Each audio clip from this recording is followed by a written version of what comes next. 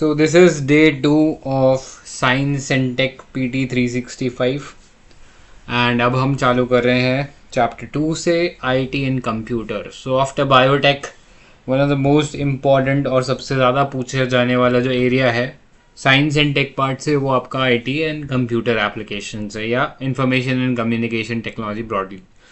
तो इसमें पहला देखो नेशनल क्वांटम मिशन NQM. सो ये न्यूज़ में इसलिए था ये वाला मिशन बिकॉज फर्स्ट मीटिंग हुआ of the governing body of the national quantum mission. Basically implement करने के लिए मिशन कोऑर्डिनेशन सेल जो है वो काम कर रहा है. अब ये मिशन कोऑर्डिनेशन सेल क्या है? This will be set up as a coordinating agency for the national quantum mission और ये वर्क करेगा in coordination with the mission secretariat जो कि department of science and tech के अंडर होगा. और ओवरऑल जो पूरा इस मिशन का जो सुपरविजन है वो किया जाएगा by mission technology research council. ठीक है, तो एक गाइडेंस या जो टेक्निकल सपोर्ट चाहिए वो सब मिशन टेक्नोलॉजी रिसर्च काउंसिल के थ्रू प्रोवाइडेड किया जाएगा. अब ये जो NQM है ये इंपॉर्टेंट है बिकॉज ये वाला मिशन अभी रिसेंटली स्टार्ट हुआ था. This was approved by cabinet in 2023 with N outlay of 6,000 crore. ठीक है, तो एक फंड भी एलोकेट कर दिया गया था. That means government is really serious about this mission. ठीक है, क्वांटम आई थिंक बहुत ही हॉट टॉपिक है अभी साइंस एंड टेक डेवलपमेंट के पर्सपेक्टिव से. तो इसके बारे में थोड़ा सा देख लेते हैं. तो नॉर्मल जो कंप्यूटिंग होती है उसमें हम बाइनरी बिट्स की बात करते हैं. या तो 0 होता है या 1 होता है. ये हमारा ट्रेडिशनल कंप्यूटिंग प्रैक्टिस होती है, राइट. जो मशीन लर्निंग मशीन लैंग्वेज जिसे हम बोलते हैं बेसिकली यही है कि या तो 0 या 1 के अंदर वो चीज़ों को समझती है. ठीक है, लेकिन क्वांटम में हमारे पास एक और हम बोल सकते हैं कि यूनिट आ जाती है इसमें जिसे हम बोलते हैं एक ऐसा स्टेट जहाँ पे वो 0 और 1 एक साथ है. यानी टोटल हमारे पास ब्रॉडली 3 कॉम्बिनेशन होंगे 0 1 एंड 0 1 टुगेदर. आप इसको कॉइन के फ्लिप के जैसे समझ सकते हो. ठीक है, जब कॉइन गिरता है तो या तो वो हेड होता है या टेल होता है या 0 या 1 वाली सिचुएशन होती है. लेकिन जब आप कॉइन को फ्लिप कर रहे होते हो और जब वो हवा में घूम रहा है तब ना तो वो हेड है ना वो टेल है. सेम चीज़ क्यूबिट के साथ होती है. वो एक ऐसा सिचुएशन है जहाँ पे वो ना तो 0 है और ना ही 1 है. ठीक है, तो that is the broad difference between traditional computing जहाँ पे बाइनरी बिट्स है और क्यूबिट्स जो क्वांटम के अंदर इस्तेमाल होते हैं. ठीक है, क्वांटम कंप्यूटिंग में माइंड यू. अब क्वांटम कंप्यूटिंग में ब्रॉड 2 प्रिंसिपल है जिसका ही इस्तेमाल जितनी भी क्वांटम रिलेटेड टेक्नोलॉजीज होती है उन सब में किया जाता है. एक है सुपरपोजिशन जो कि जैसे मैंने अभी बताया कि एक क्वांटम वो 0 1 एक साथ हो सकती है. वही सेम चीज़ सुपरपोजिशन भी यही कहता है कि एक जो क्वांटम पार्टिकल है can be in multiple states at the same time. ठीक है, अंटिल इट इज़ मेजर्ड. किसी भी स्टेट में हो सकता है जब तक आप उसे एग्जैक्टली चेक ना करो. दूसरा है एंटैंगलमेंट. यानी अगर 2 पार्टिकल्स को या 2 क्वांटम पार्टिकल्स को आपने एंटैंगल करवा दिया या लिंक करवा दिया एक दूसरे से तो फिर वो हमेशा एक दूसरे के साथ लिंक्ड रहेंगे. फिर आप चाहे उनको एक गैलेक्सी से दूसरी गैलेक्सी में लेके चले जाओ या एक पार्टिकल को हमारे अर्थ के ऊपर रखो और उस दूसरा जो एंटेंगल पार्टिकल है उसे अर्थ के दूसरे किसी कोने में ले जाओ या वर्ल्ड के या यूनिवर्स के किसी दूसरे कोने में ले जाओ. अगर आपको पहले वाले का स्टेट पता है, लेट्स से फॉर एग्जांपल ये क्यूबिट है हमारे पास A और दूसरा जो क्यूबिट है लेट्स से ये B है. ठीक है, इलेक्ट्रॉन के टर्म्स में समझते हैं. सपोज इसका पॉजिटिव स्पिन है और इसका नेगेटिव स्पिन है. ठीक है, और हम लोगों ने इनको एंटैंगल कर दिया. ठीक है, now we have entangled this qubits. तो अगर मुझे पता है कि ये A जो है मैंने अर्थ पे रखा हुआ और B को मैं मिल्की वे गैलेक्सी से बाहर लेके गया, तो अगर मुझे पता है कि अपवर्ड स्पिन है तो इसका जस्ट अपोजिट ही B वाले का स्पिन होगा यानी डाउनवर्ड स्पिन होगा. तो इस तरीके से क्वांटम एंटैंगलमेंट जो है एक बहुत ही इंपॉर्टेंट प्रिंसिपल है. इस पर हम देखेंगे आगे जो नई टेक्नोलॉजी बनी है जैसे क्वांटम की डिस्ट्रीब्यूशन. ठीक है, इसके बारे में भी पढ़ेंगे.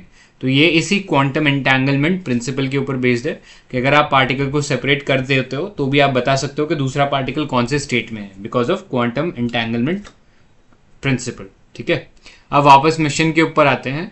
तो मिशन जो है इसका काम है इंडिया में जो क्वांटम कंप्यूटिंग है उससे रिलेटेड जो भी इकोसिस्टम है उसे नर्चर करना, स्केल अप करना और उसमें जो R&D है रिसर्च एंड डेवलपमेंट उसको बढ़ाना. अब इसके लिए इम्प्लीमेंटिंग एजेंसी कौन होगा? तो department of science and tech under the ministry of science and tech जो है इसको इम्प्लीमेंट करेगा. मिशन का ड्यूरेशन जो है 2023 टू 2031. ठीक है, तो ये देख लेना. ये ब्रॉडली आप कह सकते हो 7 ईयर्स के अराउंड इसका टाइमलाइन रहेगा, राइट. अब आगे चलते हैं, टारगेट्स क्या है इसके। ये टारगेट्स इंपॉर्टेंट है, ठीक है। एक तो अपने को ये पता होना चाहिए कि इसके अंदर 6,000 करोड़ का आउटले रखा गया है। अब इसमें टारगेट अचीवेबल क्या है, राइट। इसमें पहला है कि हमें एक क्वांटम डेवलप इंटरमीडिएट स्केल का क्वांटम कंप्यूटर करना है with a range of 50 to 1000 physical qubits, ठीक है, जो इस लेवल क्यूबिट्स के ऊपर प्रोसेसिंग कर सके। इसके साथ साथ डेवलप करना है satellite based secure quantum communication between 2 ground station over a range of 2000 kilometre. तो मतलब इंडिया का जो लेंथ एंड ब्रेथ है उसके अक्रॉस ये काम करना चाहिए, ये जो सैटेलाइट बेस्ड हम क्वांटम कम्युनिकेशन सिस्टम बनाना चाहते हैं, जो कि practically is nothing but the quantum की डिस्ट्रीब्यूशन प्रिंसिपल का ही इस्तेमाल है, राइट। सो इस तरीके से हम क्वांटम की डिस्ट्रीब्यूशन का इस्तेमाल करके इंडिया के अंदर एक सैटेलाइट बेस्ड सिक्योर क्वांटम जो कम्युनिकेशन है वो एस्टैब्लिश करना चाहते हैं, और जिसका रेंज 2000 किलोमीटर्स होगा, राइट। आगे चलो, setting up of 4 T hubs या 4 thematic hub in top academic and national research institutions, ठीक है। सो हमारे जो इंपॉर्टेंट एजुकेशनल इंस्टीट्यूशंस है उनके अंदर टी हब्स एस्टैब्लिश करने हैं। अब वो टी हब्स 4 थीम्स पे होंगे, एक होगा क्वांटम कंप्यूटिंग, एक quantum material and devices, next would be quantum communication and lastly quantum sensing and metrology. तो ये 4 ब्रॉड एरियाज होंगे जिनके ऊपर फोकस करने के लिए हम ये 4 थीमेटिक हब्स बनाएंगे अक्रॉस इंडियन एजुकेशनल इंस्टीट्यूशंस, ठीक है। सो ये था अबाउट द क्वांटम टेक्नोलॉजी, और उसके साथ साथ हम लोगों ने नेशनल क्वांटम मिशन के बारे में भी देख लिया और उसके क्या ऑब्जेक्टिव्स हैं जो हमें अचीव करने हैं in the next coming years. अब देखो, क्वांटम के बारे में मैंने बात कर दिया कि लाइक 0 1 के अलावा आपके पास एक और स्टेट आ गया जहाँ पे वो बोथ 0 और 1 है, और क्वांटम जो कंप्यूटर्स होते हैं वो इस्तेमाल करते हैं क्वांटम जो प्रिंसिपल्स है which is superposition and entanglement. अब एडवांटेजेस आपको पता लग गया, आपके पास एक नया बिट आ गया, ठीक है। तो आपकी क्वांटम कंप्यूटिंग से जो कंप्यूटिंग होगी वो ट्रेडिशनल जो क्लासिकल कंप्यूटर्स है, इवन सुपर कंप्यूटर से भी बहुत एडवांस है, ठीक है। इतना एडवांस है कि जो चीज़ सुपर कंप्यूटर को लगभग सालों लग जाएगी करने में, वो एक क्वांटम कंप्यूटर कुछ सेकंडों में कर सकता है, राइट। सो ये एक ट्रिमेंडस डिफरेंस है। However quantum computing comes with its own challenges. अभी जो क्वांटम कंप्यूटिंग है इसमें बहुत हाई एरर रेट है। रीजन बीइंग, ये जो पार्टिकल है quantum particles, they are highly susceptible to various noises, जैसे कि इलेक्ट्रोमैग्नेटिक कोई सिग्नल हो गया, टेम्परेचर चेंज हो गया, कोई मैग्नेटिक फील्ड चेंज हो गया, इस वजह से इसके जो आउटपुट आएगा वो बहुत ही ज़्यादा एररनेस हो सकता है। लेकिन ये चीज़ क्लासिकल कंप्यूटिंग में नहीं है। शुरू में क्लासिकल कंप्यूटिंग में भी ये चीज़ होती थी, लेकिन अब हम लोगों ने क्लासिकल कंप्यूटिंग में टेक्नोलॉजी इतनी एडवांस कर ली है कि अब एरर हमारा बहुत कम होता है, ठीक है, जो कि चीज़ अभी क्वांटम कंप्यूटिंग के साथ नहीं है। नेक्स्ट अगर बात करें तो जो पावर है इसके अंदर क्वांटम कंप्यूटिंग में काफ़ी ज़्यादा लगेगा, उतना जो पावर है क्लासिकल कंप्यूटिंग में नहीं यूज़ होता, राइट। तो ये कुछ ब्रॉड डिफरेंसेस हैं जो अपने को पता होना चाहिए। एज सच क्वांटम कंप्यूटिंग को लेके कोई स्टैंडर्ड भी नहीं डेवलप हुआ। जैसे अगर हम बोलते हैं किसी कंट्री ने क्वांटम सुप्रीमेसी अचीव कर ली, तो क्या है क्वांटम सुप्रीमेसी, ठीक है, ये वर्ड या ये जो एक लेट्स से अगर हम बोलते हैं ना कि कोई माउंट एवरेस्ट पे क्लाइंब कर गया, तो हमें पता है कि माउंट एवरेस्ट का एक स्पेसिफिक हाइट है। अगर आप अराउंड 8000 मीटर्स तक ऊपर चले जाते हो तो लाइक वी से कि आप माउंट एवरेस्ट के टॉप पे पहुंच गए हो। लेकिन क्वांटम कंप्यूटिंग अभी लोगों को पता ही नहीं है। जब लोगों को पता ही नहीं तो उसका एक स्टैंडर्ड कैसे हम बना सकते हैं कि अगर ये सर्टेन लेवल तक पहुंच गए तो हम बोलेंगे क्वांटम कंप्यूटिंग है। तो ऐसा कोई अभी एग्रीड अपॉन आइडिया या कोई स्टैंडर्ड नहीं है जिसपे हम बोल सकते हैं कि क्वांटम सुप्रीमेसी या क्वांटम जो कंप्यूटिंग है उसकी एबिलिटी अचीव कर लेगी। Although there are number of companies जिन्होंने अभी क्लेम कर लिया, जैसे गूगल का एक सिकमोर करके है, ठीक है, क्वांटम कंप्यूटर, उसने क्लेम किया है कि उन लोगों ने क्वांटम सुप्रीमेसी अचीव कर ली है, राइट।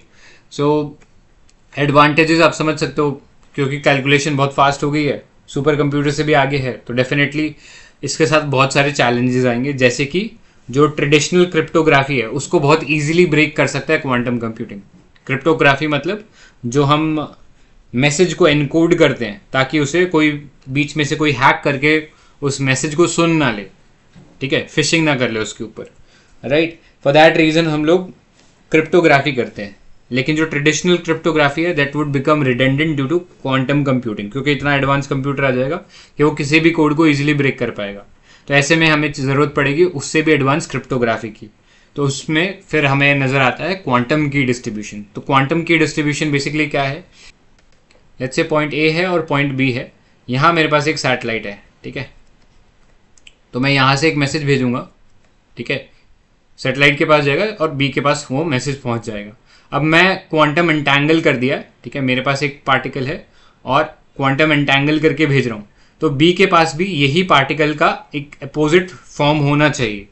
अगर बीच में से सपोज कोई से ट्रैक करने की कोशिश करता है तो क्या होगा, इसका स्टेट चेंज हो जाएगा और बी के पास ये वाला स्टेट पहुंचेगा जो कि ए के पास था इनिशियली, ठीक है, क्योंकि बी भी जब इसे रिसीव करेगा तो वापस उसका स्टेट चेंज हो जाएगा, राइट। फॉर दैट रीजन अगर कोई फिशिंग करता है क्वांटम की डिस्ट्रीब्यूशन में तो तुरंत जो सेंडर और रिसीवर है उनको पता लग जाएगा कि किसी ने इस नेटवर्क को हैक करने का कोशिश किया। फॉर दैट रीजन क्वांटम की डिस्ट्रीब्यूशन का इंपॉर्टेंस बहुत बढ़ गया है और क्वांटम कंप्यूटिंग के साथ साथ इसका भी राइज हो रहा है, ठीक है। तो अब क्वांटम क्रिप्टोग्राफी हम लोग देखेंगे, ठीक है। तो इस पार्ट से एक और चीज़ ध्यान रखनी है, यूपीएससी अक्सर ना एप्लीकेशन बेस्ड क्वेश्चन ज़्यादा पूछता है कि अगर क्वांटम कंप्यूटिंग या क्वांटम टेक्नोलॉजी की हम लोगों ने बात करी तो इसके यूज़ केसेस क्या है। तो एक तो हम लोगों ने देख लिया डायरेक्टली कंप्यूटिंग में ये सुपर कंप्यूटर्स को भी पीछे छोड़ देगा, ठीक है। दूसरा एटॉमिक क्लॉक्स बना सकते हैं। एटॉमिक क्लॉक कैसे बना सकते हो, अगेन क्वांटम एंटेंगलमेंट का ही प्रिंसिपल्स का इस्तेमाल करेंगे। सपोज आपने एक घड़ी बनाया यूएस के अंदर, अब उसे क्वांटम एंटेंगल कर दिया तो उन पार्टिकल्स को चाहे आप फिर इंडिया मूव कर दो चाहे आप अंटार्कटिका मूव कर दो, वो क्वांटम एंटेंगल रहेंगे और सेम ही जो टाइम है वो दिखाएंगे, ठीक है, या सेम ही डेटा प्रेजेंट करेंगे हर जगह, चाहे फिर आप कहीं पे भी चले जाओ, ठीक है। आप चाहे अर्थ से निकल के मार्स तक चले जाओ लेकिन वो पार्टिकल्स आपको करेक्ट टाइम ही दिखाएंगे, ठीक है। तो इस तरीके से एटॉमिक क्लॉक्स बना सकते हैं और जैसे मैंने बताया क्रिप्टोग्राफी कर सकते हैं, क्वांटम मटेरियल डिज़ाइन कर सकते हैं। तो ये बहुत सारी एप्लीकेशन हो सकती है with regards to quantum technology, ठीक है। आगे चलते हैं। अब एक जैसे मैंने बताया कि इश्यूज़ क्या है विद द क्वांटम टेक्नोलॉजी, क्या वो बहुत ज़्यादा ससेप्टेबल होते हैं to changes in electrical field, magnetic field, right. इन सब में अगर कोई भी चेंज आता है तो डेफिनेटली जो क्वांटम स्टेट है वो चेंज हो सकता है, इसलिए एरर आने के चांसेस बहुत ज़्यादा है। For that reason we are focusing on quantum coherence. तो क्वांटम कोहेरेंस क्या है, it is the ability of quantum system to maintain a well defined quantum state without being affected by outside disturbances, ठीक है। यानी जो बाहर से होने वाले जो चेंजेस हैं उसके प्रति वो रेजिस्टेंट हो जाए और अपना जो स्टेट है उसे मेंटेन करे, यानी इससे जो क्वांटम टेक्नोलॉजी की जो एक्यूरेसी है वो मेंटेन हो पाएगी। फॉर दैट रीजन हम लोग क्वांटम कोहेरेंस ये जो प्रिंसिपल है इस पर वर्क कर रहे हैं, ठीक है। आगे चलते हैं अब कि क्वांटम डॉट्स क्या होते हैं। क्वांटम डॉट्स वैसे आगे आएगा, वो वाला आई थिंक नोबेल प्राइजेस में पढ़ेंगे, बट क्वांटम डॉट्स अगेन इसी फिनोमेना पे वर्क करता है कि आपने एक कस्टमाइज कर दिया एक पार्टिकल को टू द नैनो स्केल और उस नैनो स्केल में जब वो लाइट एब्जॉर्ब करता है उसके बाद जब रिलीज करता है तो वो एक अमाउंट ऑफ कलर छोड़ेगा, एक वेवलेंथ की जो लाइट है उसको रिलीज करेगा। तो उसका हम साइज वेरी करके उससे निकलने वाली जो लाइट है उसको चेंज कर सकते हैं, उसका कलर चेंज कर सकते हैं। तो बहुत सारे एप्लीकेशन है, एलईडी को रिप्लेस कर सकता है, वो बायो मार्कर की तरह इस्तेमाल हो सकता है, ठीक है। तो और कुछ है तो आप बताइए। करेक्ट, ठीक है। तो याद रखना अभी नोबेल प्राइजेस में देखेंगे, वहाँ पे और इलेबोरेटली डिस्कस करेंगे इसके ऊपर ना, क्योंकि नोबेल प्राइजेस में जो भी रहते हैं वो सारी टेक्नोलॉजी अपने को अच्छे से पता होनी चाहिए, ठीक है। अब आगे चलते हैं, आर्टिफिशियल इंटेलिजेंस पे बात कर लेते हैं। सो अभी वर्ल्ड का first ever AI safety summit हुआ था, held at Bletchley Park in London, ठीक है। और इसी के नाम से ब्लैचले डिक्लेरेशन भी चालू हुआ। तो कभी भी आपसे पूछ रहा जाए ये ब्लैचले जो डिक्लेरेशन है ये किस चीज़ से रिलेटेड है, तो you should know that it is related with AI, artificial intelligence से रिलेटेड है, ठीक है। सो ये जो ब्लैचले डिक्लेरेशन था ये वर्ल्ड का फर्स्ट एग्रीमेंट है on artificial intelligence safety which pledges to work together to assess the risk associated with AI, ठीक है। एआई से जितने भी रिस्क एसोसिएटेड है उनको केटर करने के लिए, उनको एड्रेस करने के लिए ये एग्रीमेंट लाया गया था। और इसमें सबसे इम्पोर्टेंट चीज़ है that India is part of it. ज़्यादातर आप ना जो साइबर इनिशिएटिव्स हैं उसमें इंडिया ज़्यादातर पार्ट नहीं बनता है, बट इस केस में India is a part. For that reason this becomes significant, ठीक है। तो याद रखना ब्लैचले डिक्लेरेशन इंडिया भी उसका पार्ट है, अपार्ट फ्रॉम दैट ईयू और 28 कंट्रीज भी इसमें थे, ठीक है। और हुआ कहाँ था, तो लंदन में हुआ था। कभी कभी नाम से कंफ्यूज हो जाओगे कि ब्लेचले ये कहाँ पे है, तो अपने को पता होना चाहिए कि ये यूके में या लंदन के अंदर है एग्जैक्टली, ठीक है। अब कुछ और रेगुलेशन देख लेते हैं एआई से रिलेटेड। तो यूरोपियन यूनियन जो है वो फर्स्ट हम बोल सकते हैं बॉडी है जिसने एक लेजिस्लेशन पास किया है, एक एआई एक्ट, जो कि अपने आप में कॉम्प्रिहेंसिव एआई लॉ है। इससे पहले अपने को पता है European union was also the Pioneer in terms of digital rights, GDPR आपको याद होगा, है ना। सो उसी रिस्पेक्ट में एआई भी ये लोग सबसे पहले वर्ल्ड के अंदर लाए, तो अपने को इनसे सीखना चाहिए, हमारे लिए एक रेफरेंस की तरह काम करेगा। नेक्स्ट देखो, new Delhi declaration adopted by global partnership on artificial intelligence. तो इंडिया ने भी अपना एक इनिशिएटिव करवाया था, और ये भी एक मल्टी स्टेक होल्डर इनिशिएटिव है जिसके अंदर एम ये है कि जो गैप है थ्योरी और प्रैक्टिस, ठीक है, जो हम पढ़ते हैं एआई में और जो एक्चुअली एआई जिसमें यूज़ हो रहा है, उसके बीच में जो गैप है उसको कम किया जाए बाय सपोर्टिंग रिसर्च, ठीक है। और इसके लिए इंडिया ने, मतलब ये ऑलरेडी हम लोगों ने लॉन्च कर चुके हैं, इंडिया एआई नाम से हम लोगों ने एक पोर्टल लॉन्च किया, which is India's national artificial intelligence portal. मतलब अगर आर्टिफिशियल इंटेलिजेंस से रिलेटेड कोई भी डेवलपमेंट इंडिया में हो रहा है तो उसके बारे में जानकारी आपको इंडिया एआई के ऊपर डेफिनेटली मिल जाएगी, right. So this would act as a one stop digital platform for AI related development in India. So आप इसको ऐसा समझ सकते हो, this is sort of like a magazine जिसके अंदर आप जो भी नया लेटेस्ट डेवलपमेंट होता है वो देख सकते हो। जैसे प्रतियोगिता दर्पण आती है, ठीक है, वैसे ही आप समझ लो कि ये एक ऑनलाइन पोर्टल है जहाँ पे इंडिया में जो भी एआई रिलेटेड डेवलपमेंट है उसके बारे में कुछ ना कुछ आपको न्यूज़ मिल जाएगा, ठीक है। सो ये पता होना चाहिए। बाकी Hiroshima AI process is not significant, आगे चल सकते हैं। नेक्स्ट देखो, आर्टिफिशियल इंटेलिजेंस बताने की ज़रूरत नहीं है, ये आपने कई बार पढ़ रखा होगा। ये बेसिकली एक मशीन की एबिलिटी है जहाँ पे वो ह्यूमन लाइक इंटेलिजेंस शो करती है, वो लर्निंग कर सकती है, प्रॉब्लम सॉल्विंग कर सकता है, वो डिसीजन मेकिंग कर सकता है। जनरली जो मशीन ट्रेडिशनल मशीन है they are dependent for humans for instruction, लेकिन एआई के अंदर वो खुद काम कर सकती हैं, ठीक है। जो ह्यूमन के थ्रू उन्हें इनपुट मिल रहा था वो खुद उस चीज़ को डील कर सकते हैं, ठीक है। अब उसके बहुत सारे डिमेंशंस आ गए हैं, जैसे जनरेटिव एआई एक सबसे लेटेस्ट डिमेंशन है एआई का, ठीक है। सो जनरेटिव एआई का मतलब क्या है कि हम यहाँ पे कुछ ऐसे डीप लर्निंग मॉडल्स डिज़ाइन करते हैं जो कि हाई क्वालिटी कंटेंट क्रिएट कर सकता है, जैसे टेक्स्ट हो गया, स्पीच हो गया। यूपीएससी ने एक बार इसके बारे में भी पूछा था, तब आई थिंक ऑप्शंस जो थे उसमें एक ऑप्शन शायद म्यूज़िक के बारे में था, याद है किसी को? हाँ 2020 में था। तो उसमें ऐसा पूछा गया था एआई से हम क्या क्या चीज़ें कर सकते हैं, ठीक है। सो उस टाइम तो वो आंसर शायद गलत माना था, लेकिन अब वो आंसर भी सही हो जाता।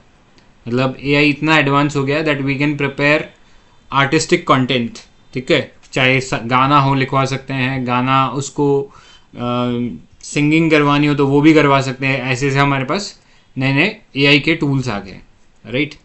So for that reason UPSC जो पूछा था सवाल अभी वो थोड़ा सा चेंज हो जाता, ठीक है। आगे चलते हैं। देखो इसमें अभी जो लेटेस्ट डेवलपमेंट है जनरेटिव एआई का, उसमें इंडिया ने एक लेटेस्ट आई थिंक डेवलपमेंट हुआ है इंडिया के अंदर, विच इज़ कृत्रिम।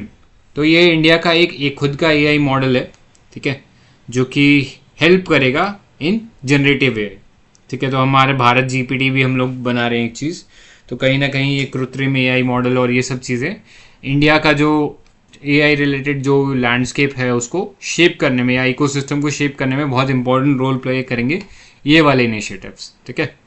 सो अपने को ये पता होना चाहिए जितने भी जनरेटिव एआई हैं ये इस्तेमाल करते हैं नेचुरल लैंग्वेज प्रोसेसिंग, ठीक है, और वर्क करते हैं on family of large language model. Large language model मतलब एक बहुत बड़ा मशीन लर्निंग मॉडल है जो कि न्यूरल नेटवर्क्स पे काम करता है, ठीक है।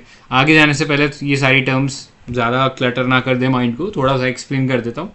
पहले देखो एआई हम पढ़ते हैं। अब एआई के अंदर ब्रॉडली एआई को आप एक बहुत बड़ा सेट मान लो, पेरेंट सेट मान लो, ठीक है। उसके अंदर एक और सेट हमें मिलता है विच इज़ कॉल्ड एमएल, ठीक है। एमएल क्या है? मशीन लर्निंग बोलते हैं। मशीन लर्निंग के अंदर फर्दर आपको एक सेट मिलेगा जिसे हम बोलते हैं डीप लर्निंग, ठीक है। तो कंफ्यूज नहीं होना, ये सारे टर्म्स एक दूसरे से इंटर रिलेटेड लग सकते हैं और इनमें एक लेमैन को डिफरेंस नहीं नजर आएगा, बट क्योंकि आप यूपीएससी पढ़ रहे हो ये सारी चीज़ें हम रोज़मर्रा में देखते हैं तो अपने को पता होना चाहिए कि एक्चुअली अगर एआई की बात हो रही है, एमएल की बात हो रही है तो डिफरेंस क्या है। तो ये पता होना चाहिए एमएल और deep learning basically are types of AI. Further जो डीप लर्निंग है इज अ सबसेट या is a type of ML. ठीक है. सो एमएल क्या है? एमएल बेसिकली एक तरीका है जिससे हम मशीन्स को या किसी सॉफ्टवेयर को ट्रेन कर सकते हैं. यहाँ पे हम कैसे ट्रेन करते हैं? हम उसे प्रोवाइड कर जाते हैं बहुत सारा स्टेटिस्टिक्स और मैथमेटिकल इंस्ट्रक्शंस या फॉर्मूलाज, राइट. उसके थ्रू हम उसे एक प्रॉब्लम सॉल्विंग अप्रोच की तरफ लेके जाते हैं, राइट. और यहाँ पे जनरली जो ट्रेनिंग होती है वो सुपरवाइज होती है. सुपरवाइज मतलब किसी को मैनुअली इस मॉडल को बताना पड़ता है कि क्या जो उसका आउटपुट है सही है कि नहीं है. उसके अकॉर्डिंग जब सही डेटा का इंस्ट्रक्शन इसे मिलता है कि जो आउटपुट है सही है, तो उसके अकॉर्डिंग उसके एल्गोरिथम में कुछ नोड्स होते हैं, उनके ऊपर वेट इंक्रीज किया जाता है. ठीक है. ऐसा आप बैकएंड में समझ लो, बहुत सारे नोड्स होते हैं.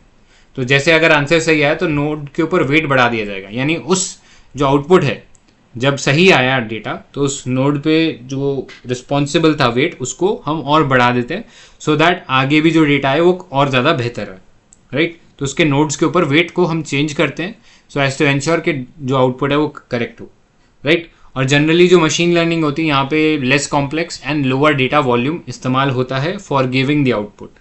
बट अगर डीप लर्निंग की बात करें तो ये एक मशीन लर्निंग का ही सबसेट है. ठीक है. और यहाँ पे हम इस्तेमाल करते हैं न्यूरल नेटवर्क आर्किटेक्चर. तो हमारे जैसा ब्रेन होता है ना, हमारे brain is nothing but neural network. ठीक है.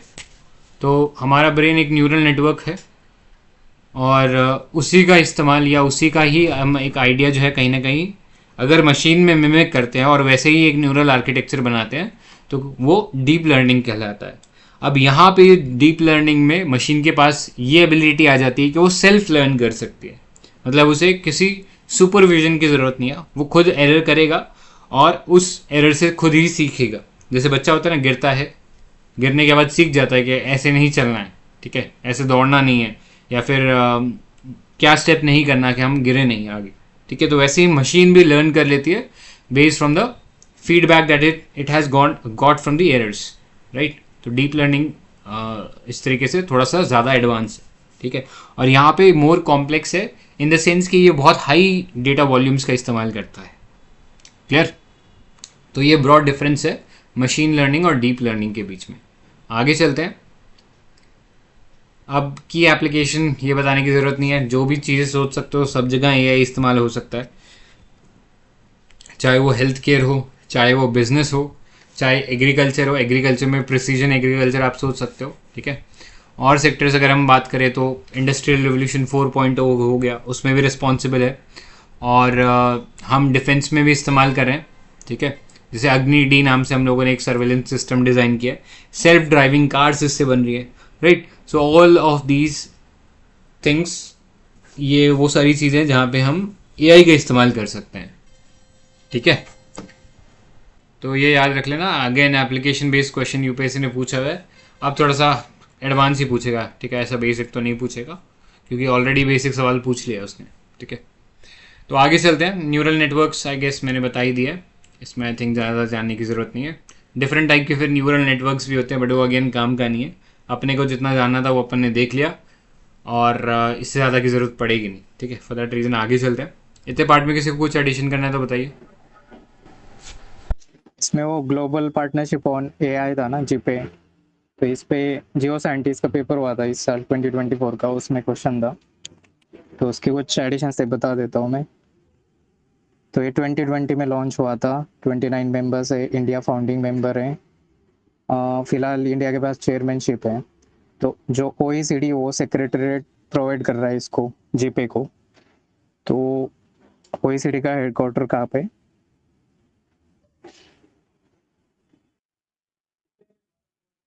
पेरिस है ना. Paris. Paris, France. Correct. Nice. तो ऐसे देखो सवाल पूछे हुए थे तो देखो वो वाली बात है ना कि टेक्नोलॉजी एडवांस होती है तो यू नेवर नो क्या चीज़. तो उस टाइम तो गलत माना था शॉर्ट स्टोरीज, लेकिन अब शॉर्ट स्टोरीज सॉन्ग सब बना सकते हैं. ठीक है. इसी को ही जनरेटिव एआई हम लोग बोलते भी हैं, राइट. तो आगे चलते हैं. नेक्स्ट देखो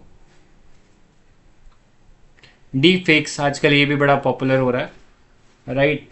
सो अभी यूनियन गवर्नमेंट ने भी एडवाइजरी जारी करी थी टू सोशल मीडिया इंटरमीडियरीज कि वो आइडेंटिफाई करें miss information and deep fakes.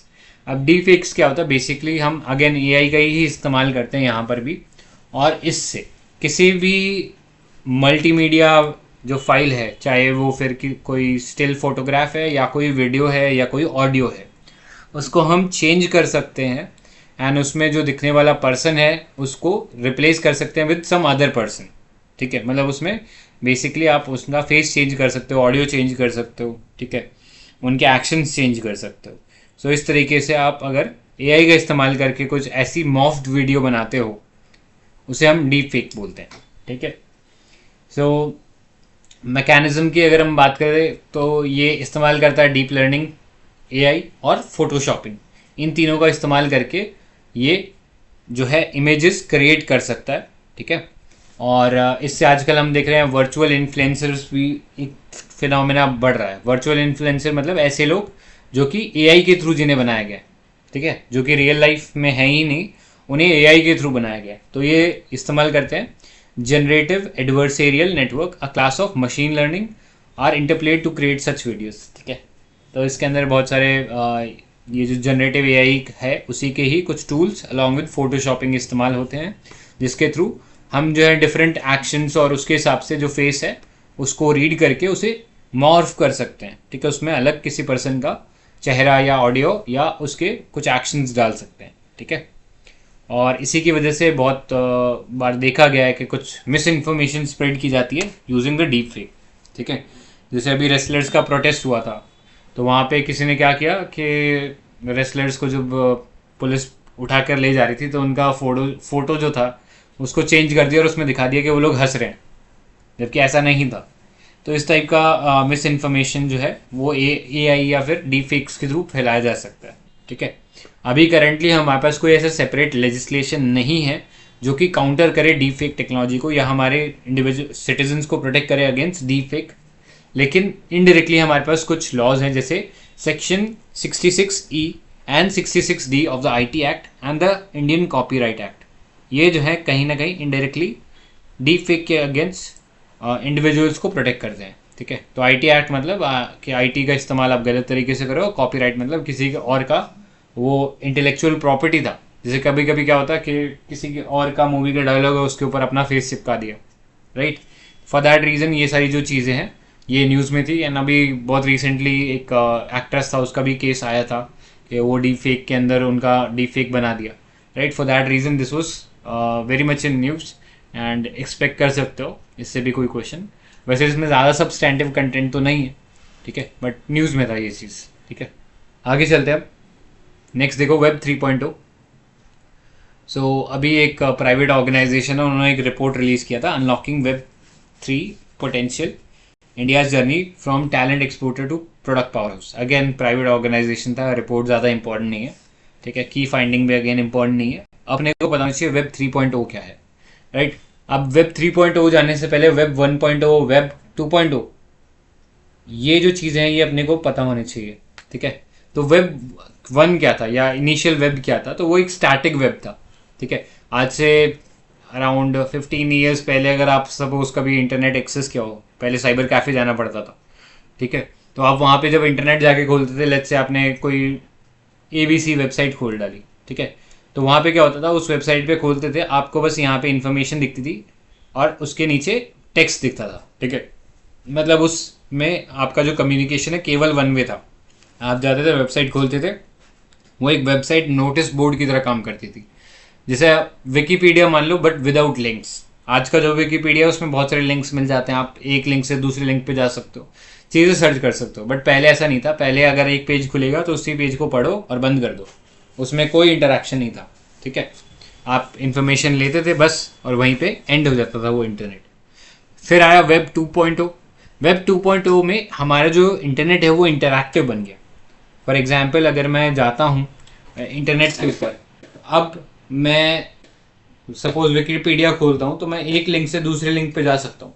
Wikipedia में मुझे ये ऑप्शन दिया है कि लेट्स से उसके पेज पे मुझे कोई वर्ड नहीं समझ में आ रहा है, ठीक है, तो वो वर्ड के ऊपर भी उसने लिंक बना दिया, यानी आप उस वर्ड को भी आप और एक्सप्लोर कर सकते हो। ऐसे आप बहुत सारे मल्टीपल चीज़ों को एक्सप्लोर कर सकते हो। या फॉर एग्जाम्पल आपको सपोज कोई वीडियो देखनी है, आप वीडियो देखो, उसको पॉज करो, उसे किसी भी और क्वालिटी में देख सकते हो, ठीक है। तो वो सब ऑप्शंस आपके पास अवेलेबल है, क्यों? क्योंकि आप इंटरनेट से इंटरैक्ट कर सकते हो। बट ये वाला जो इंटरनेट था, this was centralised in nature. जो अभी हम इंटरनेट यूज कर रहे हैं वो वेब 2.0 है, और ये हाईली सेंट्रलाइज्ड है। इन द सेंस यहाँ पे बड़ी बड़ी जो टेक कंपनीज है जैसे फेसबुक, गूगल, राइट, ये एक गेट कीपर की तरह काम करते हैं। ये इंश्योर करते हैं आपका एक्सेस इंटरनेट के अंदर हो पाए, राइट। और फिर ये वही कंटेंट दिखाना चाहते हैं जो ये प्रेफर करते हैं, ठीक है। और अब वेब 3.0 जो है, कहीं ना कहीं जो सेंट्रल इंटरमीडियरीज हैं जिन्होंने सेंट्रलाइज कर दिया पूरे इंटरनेट को, इनकी जो मोनोपोली है इसको ब्रेक कर देगा। सो यहाँ पे ये कीवर्ड्स अपने को पता होने चाहिए। Web 3.0 enables peer to peer transaction and interaction without intermediary. अब आपको किसी बड़े इंटरमीडियरी की ज़रूरत नहीं पड़ेगी। You don't need Google, you don't need Facebook, या यू डोंट नीड एप्पल या फिर अमेजोन जैसी कोई वेबसाइट की आपको ज़रूरत नहीं पड़ेगी। अब इसके अंदर हमारा जो डेटा होगा वो ज़्यादा कस्टमाइज होगा, हमारे पास हमारे डेटा के ऊपर ज़्यादा कंट्रोल होगा, और this would run using AI and blockchain, ठीक है। तो याद रखना, AI प्लस ब्लॉकचेन इस्तेमाल करेगा web 3.0, so as to ensure कि आपका जो इंटरनेट का एक्सपीरियंस है, this is decentralise, this is secure and operated collectively by users rather than corporations, ठीक है। अब बड़ी कंपनियां नहीं, आप अपने डेटा को या यूजर्स के ऑर्गेनाइजेशंस मैनेज करेंगे, ठीक है। ये वेब 3.0 है। अब इसमें कीवर्ड अपने को याद रखना है, that is decentralise autonomous organisation, DAO. तो याद रख लेना, कभी भी डाओ शब्द आए कहीं पर भी, आपसे पूछे ये चीज किस चीज से एसोसिएटेड है, तो यू शुड नो कि ये this is associated with web 3.0, ठीक है।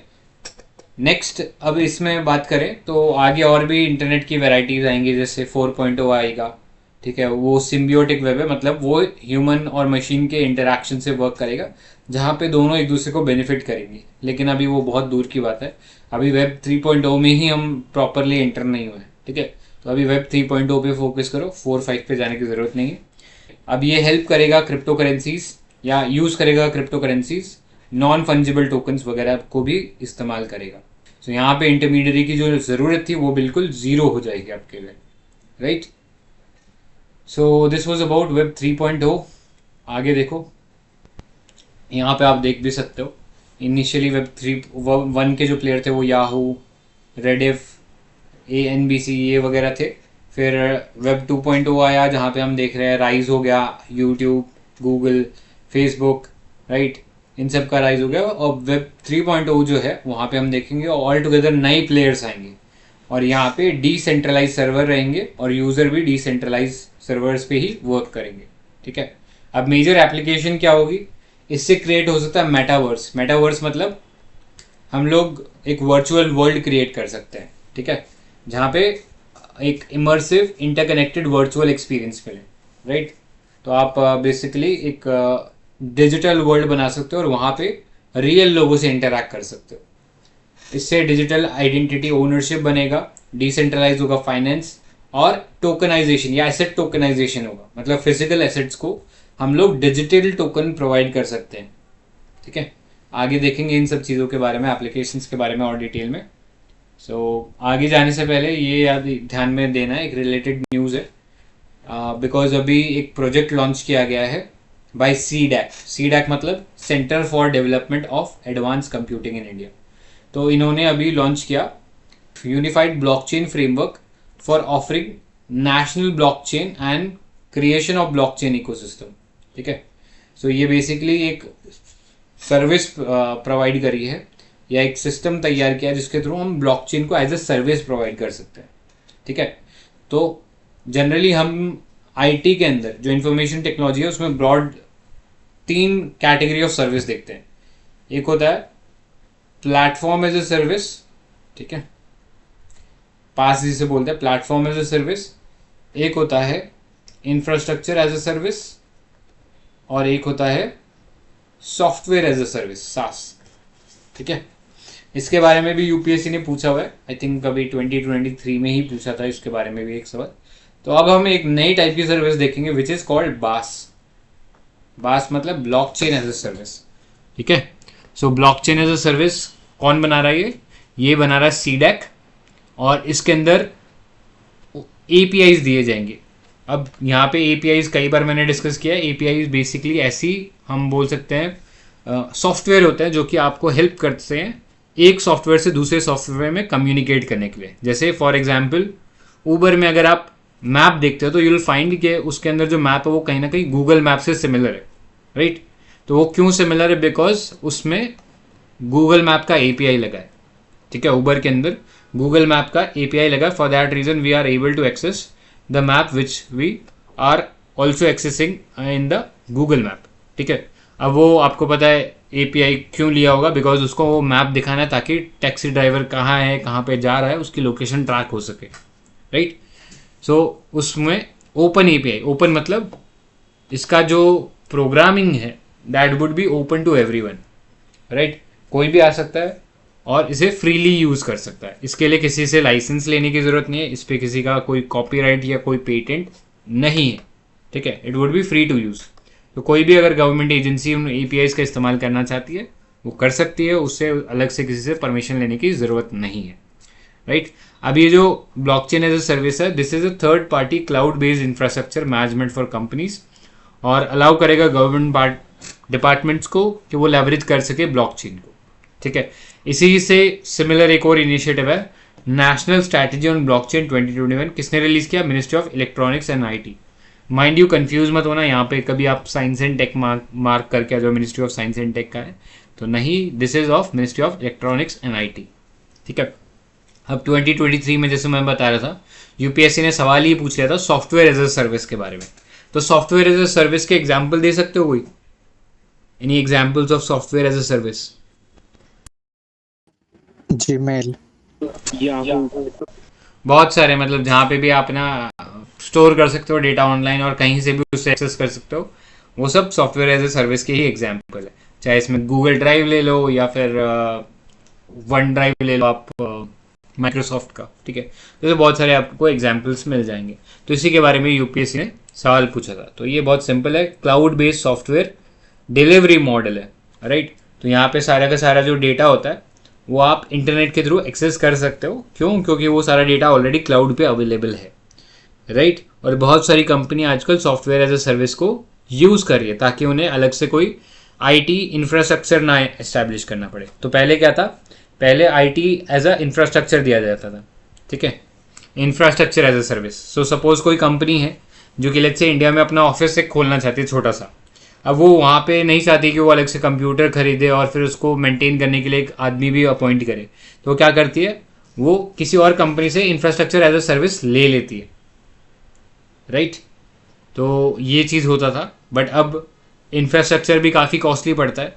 तो कंपनीज क्या करती है? कंपनी बोलती है अपने एम्प्लॉयज़ को आप लैपटॉप ले लो और बस सीधा आओ और एक्सेस कर लो। ठीक है, आप इंटरनेट के थ्रू हमारा जो भी सारा सिस्टम है सारा का सारा क्लाउड पे पड़ा, आप सीधा आओ और एक्सेस कर लो उसके थ्रू। ठीक है, आपको कोई दिक्कत नहीं होगी यहाँ पे, right? So that is what is software as a service. ठीक है, तो ये पता होना चाहिए। और अब हम ब्लॉकचेन एज ए सर्विस की तरफ आगे बढ़ रहे हैं। अब ब्लॉकचेन क्या होता है इसके बारे में भी डिस्कस कर लेते हैं। ये भी अगेन बहुत बार पढ़ा होगा आपने।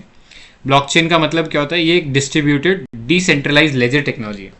ठीक है, सो आप इसको ऐसा समझ लो, सपोज जनरली क्या है, एक क्लास है जहाँ पे एक टीचर है, कोई भी नया स्टूडेंट क्लास में आता है तो टीचर उसकी एंट्री करता है। तो ये तो हो गया सेंट्रलाइज लेजर, है ना? टीचर के पास ही लेजर है और टीचर ही उसमें एंट्री चेंज कर सकता है। ज़्यादातर टेक्नोलॉजी इसी तरीके से काम करती है कि सारा का सारा डेटा एक ही सर्वर पे जाता है। लेकिन ब्लॉकचेन में हम डिफरेंट करते हैं। हम क्या करते हैं? हम ब्लॉकचेन में क्लास में एंटर होते ही एक रजिस्टर रख देते हैं। तो जो भी बच्चा आएगा वो क्लास में रजिस्टर में एंट्री करेगा और क्लास के अंदर आके बैठ जाएगा। ठीक है, अब क्लास के सारे बच्चे जो है उस रजिस्टर को देख सकते हैं और क्लास के सारे ही बच्चे उस रजिस्टर में चेंज भी कर सकते हैं।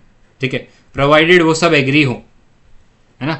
अगर कोई एंट्री चेंज करना चाहता है उसके अंदर रजिस्टर के अंदर तो एक बच्चा नहीं करेगा, बिकॉज अगर एक बच्चा चेंज करता है तो बाकी बच्चे उसके ऊपर स्निच कर सकते हैं, मतलब उस बच्चे के बारे में कंप्लेन कर सकते हैं।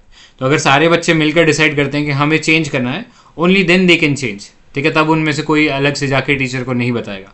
तो ऐसे एनालॉजी आप ब्लॉकचेन के अंदर समझ सकते हो, यानी यहाँ पे एक डिसेंट्रलाइज लेजर है, तो जैसे ही कोई इसमें नई एंट्री होती है वो एंट्री सभी नोड्स के पास जाती है और वो उसको अप्रूव करते हैं, ठीक है।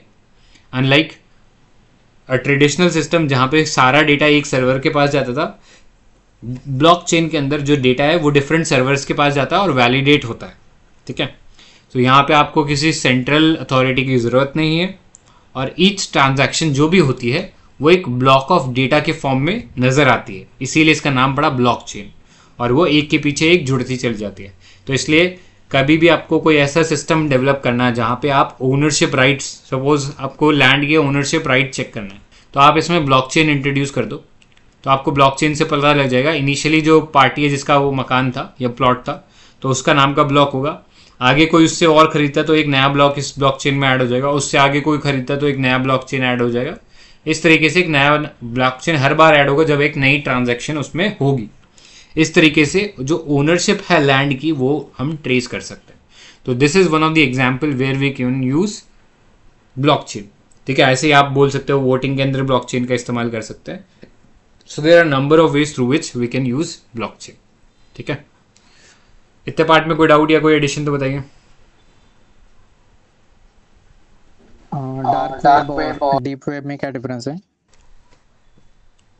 ठीक है, तो देखो ब्रॉडली वेब की 3 कैटेगरीज बोल सकते हैं। एक होता है सरफेस वेब, ठीक है, जो कि आप नॉर्मली इंटरनेट पे जाओगे, गूगल पे आप लिखते हो XYZ, आपको XYZ मिल जाता है, तो वो सरफेस वेब है, यानी ऐसा इंटरनेट जो कि फ्रीली एक्सेसिबल है, कोई भी जाके एक्सेस कर सकता है।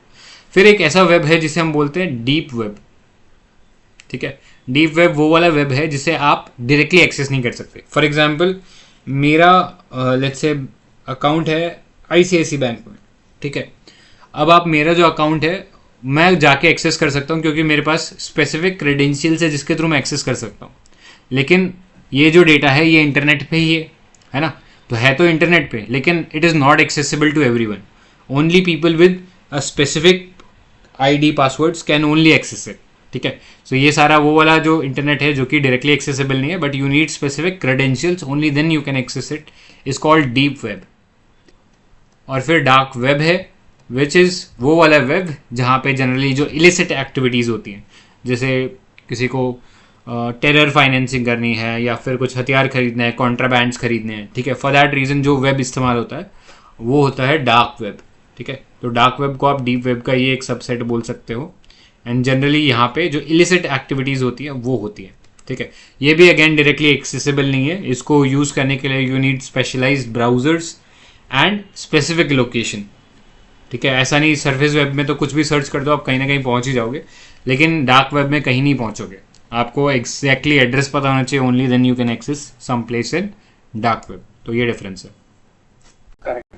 Correct sir. लास्ट ईयर के पेपर में एक नाम था द ओनियन रिंग करके, तो ये स्पेसिफिक ब्राउजर है डार्कनेट को एक्सेस करने के लिए।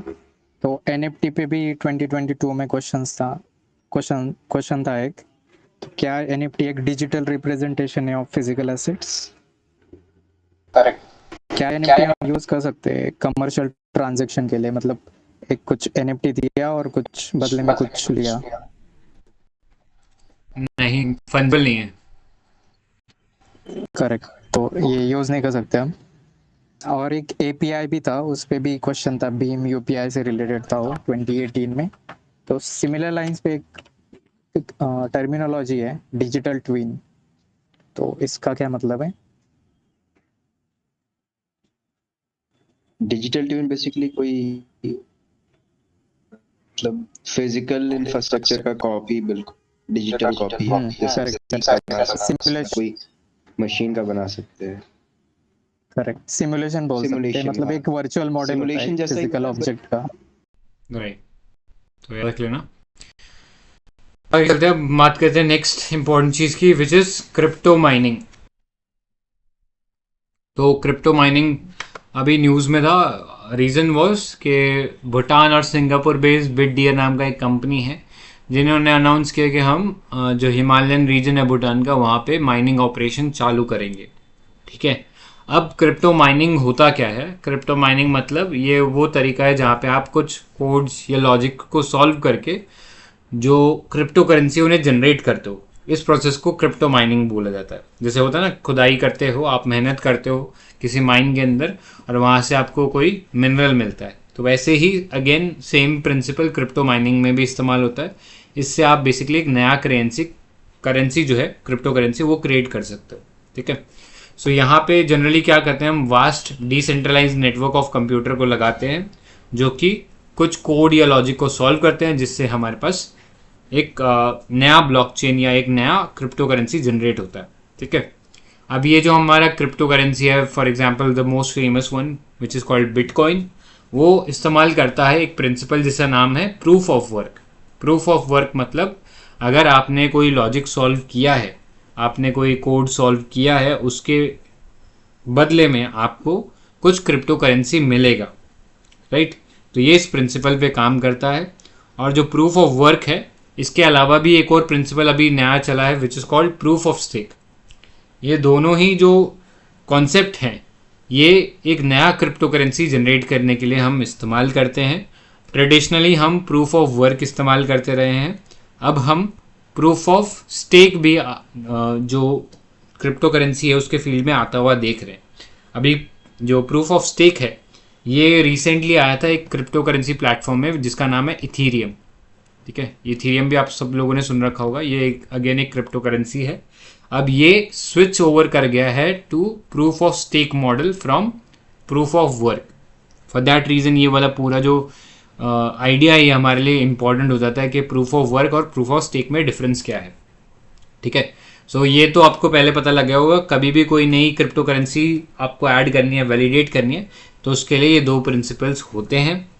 प्रूफ ऑफ वर्क की बात करते हैं तो प्रूफ ऑफ वर्क में आपको कुछ बहुत ही स्ट्रॉन्ग प्रोसेसिंग यूनिट्स लगानी पड़ती है, प्रोसेसर्स लगाने पड़ेंगे, और वो प्रोसेसर सारे दिन बैठ के कुछ लॉजिक सॉल्व करेंगे, उसके बदले में उन्हें जो क्रिप्टो करेंसी है वो मिलेगी। ठीक है, या एक नया क्रिप्टो करेंसी वो ऐड करेंगे।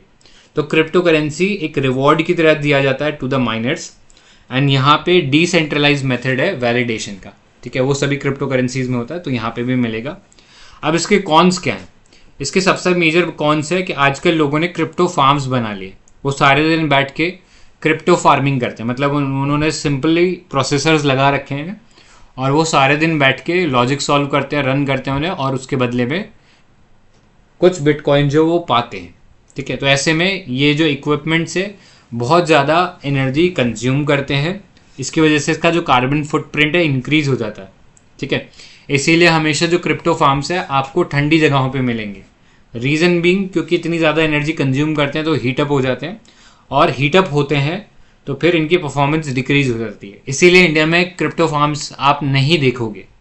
रीज़न बीइंग पहले इतनी गर्मी पड़ती है, कंप्यूटर अगर सारे दिन चलेगा तो फिर और हीट हो जाएगा और बर्नआउट हो जाएगा, ख़त्म हो जाएगा, राइट। फॉर दैट रीज़न ये जो कंपनी हम लोगों ने देखी बिट डियर नाम की, ये हिमालय के ये जो भूटान है इसमें जाना चाहती है। रीज़न बीइंग एक तो पहले से ही कार्बन न्यूट्रल है, और दूसरा हिमालय में ठंडा इनको क्लाइमेट मिलेगा, राइट। इसके अलावा यहाँ पे जो ट्रांजैक्शन स्पीड है काफ़ी स्लो होती है प्रूफ ऑफ वर्क में, और हाई ट्रांजैक्शन फी लगती है। ठीक है, अब इसमें एक चीज़ है, अगर 51% प्रोसेसिंग एबिलिटी आपने एक्वायर कर ली, प्रोसेसिंग एबिलिटी आप एक्वायर कर ली, तो then you can start manipulating the blockchain. यानी अगर आपके पास पूरे नेटवर्क का 51% प्रोसेसिंग पावर है, then you can manipulate the blockchain. ठीक है, प्रोसेसिंग पावर होगा तो। अब ये जो प्रूफ ऑफ स्टेक है ये इसी चीज़ को ईजी करने की कोशिश करता है कि एक तो यहाँ पे आपको ज़्यादा एनर्जी खर्च करने की ज़रूरत नहीं है। यहाँ पे हम सिंपली क्या बोलते हैं कि जितने लोग एक नया क्रिप्टो करेंसी ऐड करना चाहते हैं उन्हें एक स्टेक लेना पड़ेगा। ठीक है, अब वो स्टेक हो सकता है किसी ने 10 रुपये का लिया हो, किसी ने 100 रुपये का लिया हो, किसी ने 1000 रुपये का लिया हो। अब ये एक लॉटरी सिस्टम होगा। ठीक है, उस लॉटरी सिस्टम में क्योंकि जिसने 1000 रुपये इन्वेस्ट किए उसके लॉटरी जीतने के चांसेस ज़्यादा हैं as compare to someone who has invested only 10 rupees. But mind you ये सिर्फ चांसेस की बात है। ठीक है, चांसेस ये भी हैं कि 10 वाला भी ओपन करे डिस्पाइट किसी ने 100,000 रुपये का एक तरीके से बेट लगा रखा है। तो इस बेट के हिसाब से जो भी यूज़र है उसका जो भी उसने अमाउंट रखा है एज स्टेक वो लॉक हो जाएगा। एंड जैसे ही वो एक नया क्रिप्टो करेंसी क्रिएट करेगा ये जो लॉक्ड अमाउंट है इसे वापस मिल जाएगा, प्लस इसे जो नई क्रिप्टो करेंसी इसने ऐड करी है उसका भी कुछ अमाउंट इसे एज अ प्रॉफिट मिलेगा। ठीक है, सो इस तरीके से प्रूफ ऑफ स्टेक काम करता है। यहाँ पे आपको प्रोसेसिंग या लॉजिक सॉल्व करने की ज़रूरत नहीं है। नेटवर्क में आप अपना एक स्टेक लगाओ, उस स्टेक के अकॉर्डिंग जो नेटवर्क आपको चुनेगा एक प्रोबेबिलिटी के हिसाब से, जहाँ पे प्रोबेबिलिटी जिसका स्टेक सबसे ज़्यादा उसकी सबसे ज़्यादा प्रोबेबिलिटी होती है वो क्रिप्टो करेंसी मिंट करने की। ठीक है, तो यहाँ पे आप प्रूफ ऑफ वर्क में माइन करते हो क्रिप्टो करेंसी और यहाँ पे मिंट करते हो। मिंट जैसे अपन करते हैं ना, कोई पैसा बनाता है, ठीक है, अपना जैसे आरबीआई वो लेट्स से कॉइन्स मिंट कर रहा है, ठीक है, तो वैसे ही यहाँ पे प्रूफ ऑफ स्टेक में कोई इंडिविजुअल करेंसी को मिंट करता है, यहाँ पे माइनिंग नहीं होती है। ठीक है, सो इस सेंस में इसमें कम एक्सपेंसिव इक्विपमेंट चाहिए, यहाँ पे ट्रांजैक्शन फास्ट है, यहाँ पे एनर्जी एफिशिएंसी है। लेकिन अगर किसी इंडिविजुअल के पास 51% से ज़्यादा स्टेक आ गया तो फिर वो भी मैनिपुलेट कर सकता है पूरे इस ब्लॉकचेन को, राइट। सो ये कुछ इश्यूज हैं जो कि प्रूफ ऑफ स्टेक में भी आते हैं। समझ में आया? इतने पार्ट में कोई डाउट है, कोई इश्यू है तो बताइए। थोड़ा सा टॉपिक हाई लेवल लग सकता है, तो अगर नहीं समझ में आया तो पूछिए, या कुछ एडिशन करना है तो बताइए।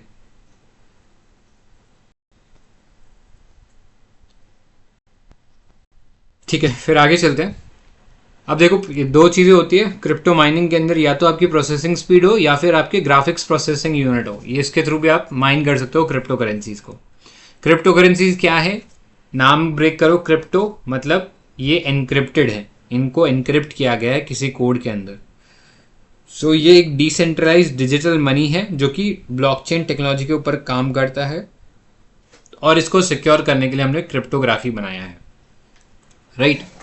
सो ये एक वर्चुअल सबसेट बोल सकते हैं वर्चुअल करेंसीज का, और यहाँ पे हम लोग क्रिप्टोग्राफी यूज़ करते हैं, यानी हम एक मैथमेटिकल कोड का इस्तेमाल करके इसे इस फॉर्म में कर देते हैं जिससे कोई थर्ड पार्टी या कोई अनऑथराइज जो पार्टी है इसको रीड नहीं कर सकता या इसके साथ टेम्पर नहीं कर सकता। इसलिए for that reason it is very secure.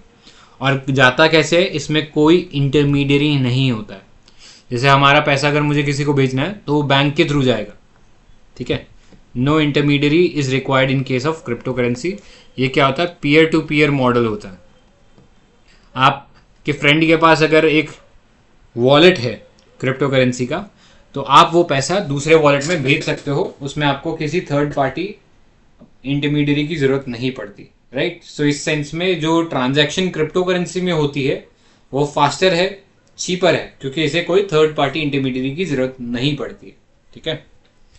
आगे चलो, फिर नेक्स्ट देखो, मार्केट इन क्रिप्टो एसेट्स। तो अभी यूरोपियन पार्लियामेंट ने पास किया market in crypto asset legislation, जिसके थ्रू क्रिप्टो इंडस्ट्री को वो रेगुलेट करेंगे, ठीक है। सो यहाँ पे एक पूरा crypto asset services provider as well as consumer protection दोनों ओर से, मतलब जो लेट्स से सर्विस प्रोवाइडर है, ठीक है, उनकी ओर से भी जो सर्विसेज दी जा रही हैं और जो कंज्यूमर है उसके ओर से जो सर्विसेज ली जा रही है, दोनों को प्रोटेक्ट किया जाएगा। और ये कवर करेगा बहुत सारी चीज़ें जैसे electronic money token, asset reference token और यूटिलिटी टोकन। इनके बारे में हम लोग देखेंगे, बट ये याद रखना, this law doesn't apply to NFTs, non fungible tokens पे अप्लाई नहीं करेगा, डिसेंट्रलाइज फाइनेंस पे अप्लाई नहीं करेगा, और CBDC which is central bank digital currency. अभी इंडिया ने भी अपनी CBDC लॉन्च कर दिया है, ठीक है, ये पता होना चाहिए। क्या नाम है उसका? हाँ, ई-रूपी, ठीक है। तो याद रख लेना, CBDC इंडिया ने भी अपना लॉन्च कर दिया है, तो उस पर ये अप्लाई नहीं करेगा। अब वो आगे की बात है, अभी क्रिप्टो एसेट्स की बात करते हैं। तो क्रिप्टो एसेट मतलब कोई भी डिजिटल रिप्रेजेंटेशन जिसका कोई वैल्यू है, कोई राइट है, जिसे ट्रांसफ़र किया जा सकता है, स्टोर किया जा सकता है इलेक्ट्रॉनिकली, और जिसकी कोई वैल्यू है, उसे हम क्रिप्टो एसेट बोलते हैं। और जनरली ये डिस्ट्रीब्यूटेड लेजर टेक्नोलॉजी पे काम करती है, यानी ब्लॉकचेन टेक्नोलॉजी पे काम करती है। अब इसके बहुत सारे एग्जाम्पल है, जैसे स्टेबल कॉइन।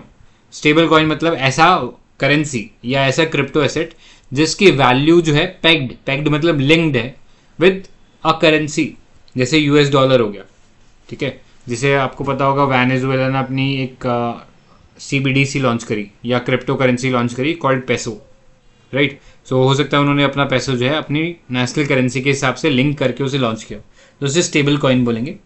फिर इसके अलावा आपके पास और भी चीज़ें, सिक्योरिटी टोकन। सिक्योरिटी टोकन मतलब ये इंडिकेट करता है कि ओनर के पास एक स्टेक है in real world asset, right. Suppose मेरे पास घर है, उसके अगेंस्ट अगर मेरे को कोई सिक्योरिटी टोकन मिलता है, यानी ये प्रूव करता है कि मेरे पास इस घर की ओनरशिप में राइट है। सिमिलरली एसेट टोकन है, ये भी अगेन रियल वर्ल्ड के जो एसेट्स होते हैं उसके अगेंस्ट आपको दिया जाता है। यूटिलिटी टोकन होता है, तो ये यूज़र को एक स्पेशल एक्सेस प्रोवाइड करता है टू प्रोडक्ट और सर्विसेज, ठीक है, जो कोई कंपनी या कोई प्रोजेक्ट के अंडर आपको दिया जा सकता है। फिर आता है नॉन फंजिबल टोकन, या जिसे हम NFT के नाम से जानते हैं। तो ये बड़ा पॉपुलर है, ठीक है, ऑल्दो इसका मार्केट काफ़ी डाउन हो गया, एक वक्त काफ़ी चला था, बूम में था, बट अब डाउन हो गया। तो नॉन फंजिबल टोकन क्या है? ये एक ब्लॉकचेन बेस्ड टेक्नोलॉजी है जहाँ पे आपको एक यूनिक एसेट के बदले एक यूनिक डिजिटल एसेट दिया जाता है। फॉर एग्जाम्पल लेट्स से एक सिंगर है, उसने लेट्स से अपना गाना MP3 में लॉन्च किया, ठीक है, तो इस MP3 के लिए मैं एक NFT non fungible token generate कर सकता हूँ। वो टोकन कैसे जनरेट होता है? वो टोकन जनरेट होता है यूजिंग ब्लॉकचेन टेक्नोलॉजी, ठीक है। तो अब अनलाइक रियल वर्ल्ड, अभी तक क्या हो रहा था, अगर सपोज मेरे पास कोई गाना है, मैं उसका कंट्रोल भी कॉपी पेस्ट करके बहुत सारे गाने बनाकर सबको भेज सकता हूँ, मेरे फ्रेंड्स को, सभी को भेज सकता हूँ। लेकिन NFT के थ्रू हम लोग इंश्योर कर सकते हैं कि ये जो गाना है ये यूनिक हो।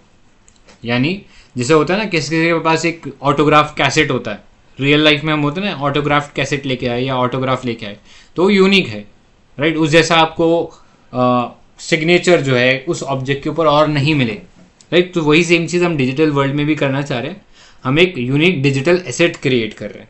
साथ ही साथ अगर कोई रियल वर्ल्ड एसेट है तो उसके लिए भी आप NFT जनरेट कर सकते हो। तो याद रखना, this is irrevocable digital certificate of ownership and authenticity for a given asset, whether digital और फिजिकल, ठीक है। तो ये इसमें खास बात है कि डिजिटल एसेट के लिए तो क्रिएट कर ही सकते हो आप NFT, but also for physical asset you can also create an NFT, ठीक है। और ये इसके थ्रू क्या होता है, सपोज ये MP3 था, मैंने इसका NFT बनाया, अब ये मेरा फ्रेंड A है, इसको मैंने दे दिया, ठीक है। अब इसको पता है कि ये एक यूनिक MP3 है जो कि मुझे ही मिला है, राइट। इसके ऊपर कोई और अपनी ओनरशिप क्लेम नहीं कर सकता है। अब A अगर B को ये गाना MP3 बेचना चाहता है तो ये NFT के अंदर एक नया ब्लॉक बनेगा जो कि रिप्रेजेंट करेगा कि B जो है इस गाने का ओनर है, ठीक है, अभी। तो इस तरीके से एक यूनिक जो ट्रेल है with regards to this digital asset या इसकी ट्रांजैक्शन जो है उसको हम ट्रैक कर सकते हैं, right. So this is how NFT works. And जैसे सर ने एक सवाल पूछा था कि NFT के बदले आप कुछ सामान ले सकते हो कि नहीं ले सकते हो, तो आपको अपनी इकोनॉमी का पहला चैप्टर पता होना चाहिए। वहाँ पे हम फंजिबल चीज़ों के बारे में बात करते हैं। फंजिबल मतलब जिसको आप इजीली एक्सचेंज कर सकते हो, नॉन फंजिबल मतलब जिसको इजीली पैसों को बदले एक्सचेंज नहीं किया जा सकता, मतलब किसी और चीज़ के बदले एक्सचेंज नहीं किया जा सकता, ठीक है। सपोज एक पेंटिंग है, उसका NFT जनरेट हो गया, तो अब आप इस NFT को सेल कर सकते हो, उसके बदले कैश ले सकते हो, लेकिन इसका कोई फिक्स अमाउंट नहीं है, ठीक है। वो डिपेंड करेगा लेने वाले और बेचने वाले की, ठीक है, उनके बीच में क्या रिलेशन है उसके बीच पे, और जो NFT का जो क्वालिटी है उस पर डिपेंड करेगा, right. So this is how NFT works. अब इंडिया में कैसे हम क्रिप्टो एसेट्स को रेगुलेट करें ये जानना हमारे लिए इंपॉर्टेंट हो जाता है। सो पुराना काम का नहीं है अपने को, एक तो ये पता होना चाहिए मिनिस्ट्री ऑफ फाइनेंस ने 30% टैक्स लेवाई कर रखा है on income earned from transfer of virtual asset, ठीक है। मतलब अगर वर्चुअल एसेट आपने कोई भी क्रिप्टो करेंसी में ट्रेडिंग करी, उससे आपको जो इनकम आया उसके ऊपर 30% गवर्नमेंट का क्लेम होता है, राइट। ये बाकी सारे एसेट्स के ऊपर भी कुछ ना कुछ क्लेम होता है, बट यहाँ पे एक चीज़ यूनिक है, यहाँ पे नो ऑफसेटिंग इज अलाउड। कोई बता सकता है इसका क्या मतलब है? No offsetting of loss is allowed.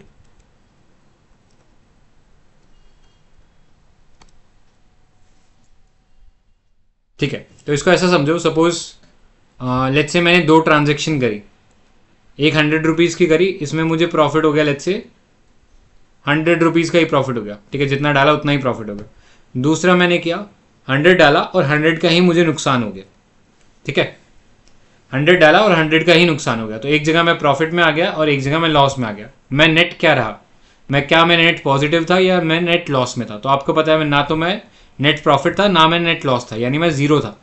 लेकिन गवर्नमेंट बोल रही है मुझे उससे कोई मतलब नहीं है, मैं आपका नेट नहीं देख रहा हूँ, ठीक है, मुझे मतलब है आपने प्रॉफिट कितना कमाया या आपके इनकम कितना आया। ठीक है, तो प्रॉफिट में मैंने देखा आपने 100 रुपीज़ का प्रॉफिट कमाया था, तो इसके ऊपर तो मैं 30% ले लूँगा आपसे, गवर्नमेंट 30 रुपीज़ आपसे ले लेगी, लेकिन जो 100 रुपीज़ इस पर आपका लॉस हुआ था वो आप ऑफसेट नहीं कर सकते, यानी आप -30 में चले गए एक्चुअली गवर्नमेंट को टैक्स देने के बाद। सो इस तरीके से गवर्नमेंट ने चिट भी मेरी और पट भी मेरा वाला सीन कर दिया क्रिप्टो ट्रेडर्स के साथ। ठीक है, सो इसमें गलती से भी पैसा मत डालना, नहीं तो बड़ी दिक्कत हो जाएगी। Right, next, all transaction including virtual digital assets are brought under the purview of PMLA।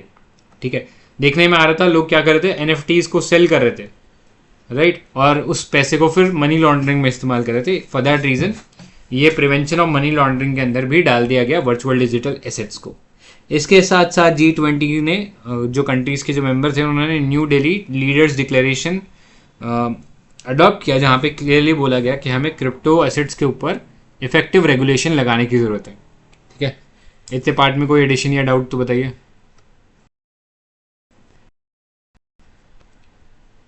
ठीक है, फिर नेक्स्ट टॉपिक देखो, 3D प्रिंटिंग या एडिटिव मैन्युफैक्चरिंग। तो कंफ्यूज मत होना, एडिटिव मैन्युफैक्चरिंग मतलब बेसिकली 3D प्रिंटिंग ही होती है। अब 3D प्रिंटिंग क्या होता है? सो बेसिकली आप क्या करते हो, कंप्यूटर पे आप एक डिज़ाइन तैयार कर लेते हो और उस डिज़ाइन को तैयार करने के लिए हम एक सॉफ्टवेयर का इस्तेमाल करते हैं विच इज़ कॉल्ड CAD। अब CAD की भी बहुत वैरायटी होती है, बट आप ऐसे मान के चलो हम इससे एक कंप्यूटर एडेड डिज़ाइन के लिए एक डिजिटल मॉडल बनाते हैं और फिर उसे एक रियल लाइफ मॉडल में कन्वर्ट कर देते हैं। ठीक है, जो एक 3D ऑब्जेक्ट हो सकता है। अब इसमें कैसे होता है, हम लेयर बाय लेयर फॉर्म करते हैं। सपोज मेरे को लेट्स से ये बाउल क्रिएट करना है, तो पहले मैं क्या करूँगा, एक बाउल का डिज़ाइन कंप्यूटर पे डिज़ाइन कर लूँगा। ठीक है, उसके फिर स्लाइसेस क्रिएट कर लूँगा। ठीक है, फिर हमारे पास एक 3D प्रिंटर होगा जिसमें हम लाइन बाय लाइन इसको प्रिपेयर करेंगे। पहले एक नीचे वाला लाइन आएगा, फिर ऊपर, फिर ऊपर, फिर ऊपर, फिर ऊपर, और ऐसे करके हम लोग एक 3D ऑब्जेक्ट क्रिएट कर सकते हैं using the material that is there in this 3D printers. तो वो एक एक लाइन करके इसे प्रिंट करेगा और उससे हमारे पास एक 3D ऑब्जेक्ट बन जाएगा। राइट, अब ये 3D ऑब्जेक्ट से आप बहुत सारी चीज़ें बना सकते हो। इससे हम आजकल बिल्डिंग्स बना सकते हैं, हम इससे मेडिकल में आर्टिफिशियल ऑर्गन्स बना सकते हैं, इम्प्लांट्स बना सकते हैं, प्रोस्थेटिक्स वगैरह। ठीक है, ज्वेलरी डिज़ाइन कर सकते हैं, इंडस्ट्री में ऑटोमोबाइल के कंपोनेंट्स डिज़ाइन कर सकते हैं। सो बहुत सारे इसके यूज़ केसेस हो जाते हैं। ठीक है, और इसीलिए ministry of electronics and IT ने national strategy for additive manufacturing को लॉन्च किया था। यानी 3D प्रिंटिंग से रिलेटेड ये जो स्ट्रैटेजी है ये ministry of electronics and IT ने लॉन्च करी थी। ठीक है, सो ये पता होना चाहिए। अभी रिसेंटली तेलंगाना में हम लोगों ने अनवेल किया वर्ल्ड का फर्स्ट 3D प्रिंटेड टेम्पल। ठीक है, ऐसे ही सिमिलरली हम लोगों ने बेंगलुरु के अंदर 3D प्रिंटेड ऑफिस भी बनाया था। ठीक है, तो ये इंपॉर्टेंट न्यूज़ थी जो अपने को पता होना चाहिए। अब इससे एक स्टेप आगे हम आ गए। अब हम बात करें 4D टेक्नोलॉजी की। 4D टेक्नोलॉजी क्या है? ये 3D प्रिंटिंग से एक स्टेप आगे निकल गया। 3D प्रिंटिंग मतलब लेंथ होता है एक चीज़ का, एक ब्रेथ होता है और एक उस चीज़ का हाइट होता है। ये होता है 3 डायमेंशनल, लेंथ, ब्रेथ और हाइट। लेकिन हम 4D के अंदर हम बोल रहे हैं कि अब ये जो हम लोगों ने ऑब्जेक्ट जो बना लिया, this can also change its shape. मतलब एक बार बना दिया, उसको बनाकर रख दिया, अब वो अपनी जो शेप है उसको चेंज कर सकता है with respect to some external trigger और स्टिमुलस। तो इसमें आप मॉइस्चर ले सकते हो, इसमें आप temperature, light, electric current, stress वगैरह कोई भी चीज़ का इस्तेमाल करके आप उस ऑब्जेक्ट का शेप चेंज करवा सकते हो। ठीक है, यहाँ पे एक मटेरियल के बारे में जिक्र आता है कॉल्ड पीजियो इलेक्ट्रिक। कोई बता सकता है what is piezo electric? Any idea what is piezo electric? Pressure difference होता है तो वोल्टेज प्रोड्यूस होता है। हाँ, मतलब आप इलेक्ट्रिकल सिग्नल लगा के उसमें मैकेनिकल लगा के उसमें इलेक्ट्रिकल सिग्नल जनरेट कर सकते हो। ठीक है, तो सपोज आपने इलेक्ट्रिसिटी सप्लाई करी और वो चीज़ वाइब्रेट करने लगी, वो चीज़ अपना शेप चेंज कर दी, तो इसे हम बोल सकते हैं कि 4D प्रिंटिंग टेक्नोलॉजी का एग्जाम्पल होगा। ठीक है, तो ये पता होना चाहिए। राइट, आगे एक और टेक्नोलॉजी देख लेते हैं। अगेन इंफॉर्मेशन कम्युनिकेशन टेक्नोलॉजी से रिलेटेड एक इम्पॉर्टेंट डेवलपमेंट है, दैट इज़ Wi-Fi 7 टेक्नोलॉजी। तो रिसेंटली US का कंपनी है क्वालकॉम, उन्होंने अडॉप्ट कर लिया, मतलब इंडिया को सजेस्ट किया कि आप अडॉप्ट करो Wi-Fi 7 टेक्नोलॉजी। तो Wi-Fi क्या होता है? This stands for wireless fidelity. ठीक है, और इसका ये 7th वर्जन है। और अभी IEEE which is institute of electrical and electronics engineer, जो कि वर्ल्ड का सबसे लार्जेस्ट टेक्निकल प्रोफेशनल ऑर्गेनाइजेशन है, उसने इसके लिए एक स्टैंडर्ड भी जारी किया है। ठीक है, सो ये बेस्ड होगा on the IEEE 802.11BE extremely high throughput, मतलब जो डेटा है उसका जो ट्रांसमिशन है काफ़ी हाई हो जाएगा यहाँ पे। ठीक है, तो ये कोड वगैरह याद रखने की ज़रूरत नहीं है, बस अपने को ये बताना चाहिए वाईफाई 7 है वो नेक्स्ट जनरेशन है वाईफाई टेक्नोलॉजी का। ठीक है, अभी क्या क्या फीचर सपोर्ट करता है, तो ये बैकवर्ड कंपेटेबिलिटी सपोर्ट करता है, मतलब अगर आपका डिवाइस कोई पुराना डिफरेंट बैंड इस्तेमाल कर रहा है, ठीक है, तो उस बैंड के ऊपर भी ये आपके लिए वर्क कर सकता है। यहाँ पे लोअर लेटेंसी मतलब सपोज आपने डिवाइस है आपका, ठीक है, मोबाइल फ़ोन, और ये आपका वाईफाई राउटर है, यहाँ से सिग्नल भेजोगे और वापस आने में जो टाइम लगेगा इसे हम बोलते हैं लेटेंसी। तो जितना फास्ट होता है उतना लेटेंसी कम होता है। तो क्योंकि ये टेक्नोलॉजी न्यूअर है तो फास्ट होगी, इसलिए लोअर लेटेंसी देखने को मिलेगी, राइट। और इसकी जो स्पीड और कैपेसिटी है that would B 6 time faster than the wifi 6, ठीक है, sorry 4 time faster than wifi 6, right. तो ये अपने को इसमें याद रखने का है। सो की एप्लीकेशन की बात करें तो रैपिड एडॉप्शन होगा इससे क्लाउड बेस्ड टेक्नोलॉजीज़ का। हम इससे स्मार्ट डिवाइसेस का बहुत इजीली इस्तेमाल कर सकते हैं, या इंटरनेट ऑफ थिंग्स का बहुत अच्छे से इस्तेमाल कर सकते हैं। मेडिकल फील्ड में जो टेली सर्जरी वगैरह है उसमें भी ये बहुत अच्छा हमें एक्सपीरियंस प्रोवाइड करेगा। ठीक है, सो ये सारी चीज़ें जो हमें वाईफाई 7 टेक्नोलॉजी हेल्प करेगी। अब छोटा सा बेसिक डिफरेंस अपने को दिमाग में आइडिया होना चाहिए। वाईफाई के डिफरेंट वर्जन 4, 5, 6, 7 हम देख रहे हैं यहाँ पे। सो यहाँ पे देख लो, जो अभी लेटेस्ट जो चल रहा था, जो हम ज़्यादातर यूज़ कर रहे थे 2019 के डिवाइसेस में यूज़ हो रहे थे, जिन्होंने अभी लेटेस्ट परचेज़ किया होगा वो वाईफाई 6 पे होंगे। ठीक है, सो वाईफाई जो 5 था वहाँ पे आपको जो पीक स्पीड थी वो 7 GB पर सेकेंड मिल रही थी, और वाईफाई 6 के अंदर ये 9.6 GB हो गई, और वाईफाई 7 के अंदर इसमें एक क्वांटम जंप देखने को मिला, और ये 36 GB पर सेकेंड का आपको मैक्सिमम स्पीड मिलने लगा। फ्रीक्वेंसी बैंड की बात करें तो ये 5 GHz, ये 2.4 GHz एंड 5 GHz, और ये मल्टीपल बैंड्स में आपको मिल रहा है 2.4, 5 और 6 GHz, राइट। सो ये सारी जो चेंजेस है ये आपको देखने को मिलते हैं across different generation of wifi.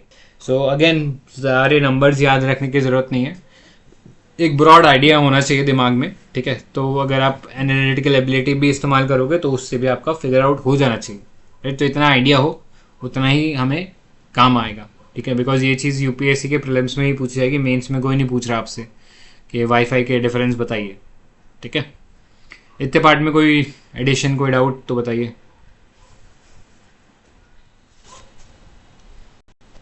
मतलब 20 में बेसिक सा क्वेश्चन था कि वाईफाई और ब्लूटूथ में क्या डिफरेंस है, तो इजी था वो। और वाईफाई 7 है कौन सी वेव्स यूज करता है? अच्छा, नहीं ऊपर दिया था ना, ये मतलब रेडियो वेव्स है, इस बॉक्स के ऊपर ही हो। और टीवी रिमोट है उसमें कौन सी होती है? इंफ्रारेड होती है। इंफ्रारेड।